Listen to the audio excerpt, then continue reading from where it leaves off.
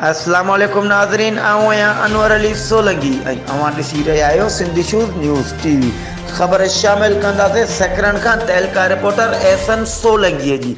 जश्न मीलाद काउंसिल तहलका सकरंड पारां ईद मिलादुल नबी जो मरकज़ी जुलूस चेयरमैन मुफ्ती फैज़ मोहम्मद सिकंदरी, सैयद नूर अहमद शाह, मौलाना उमर दराज कादरी, मौलाना नज़ीर अहमद जमाली ऐं ॿियनि जी अॻुवाणीअ में बेनज़ीर इंटरचेंज खां रैलीअ जी सूरत में कढियो वियो, जेका रैली मुख़्तलिफ़ रस्तनि खां थींदे साफ़ी चौक ते पहुती। उन मौक़े ते मथियनि अॻुवाणनि ख़िताब कंदे चयो त असांजो नबी जेको ॿिन्ही जाननि जो सरदार आहे ऐं आख़िरी नबी आहे, असां लाइ ख़ुशीअ जो ॾियारो आहे। पंहिंजे महबूब मदनी सरकार जी आमद ते पूरे आलम इस्लाम में ख़ुशियूं मल्हायूं पियूं वञनि। प्यारे नबी असां उम्मत लाइ आख़िर ताईं सलामती जूं दुआऊं घुरंदा रहिया ऐं मैशर जे मैदान ते असांजे लाइ सिफ़ारिश कंदा।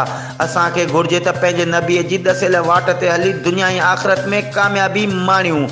वधीक ख़बरुनि ऐं अपडेट्स लाइ ॾिसंदा रहो सिंधी शूज़ न्यूज़ टीवी।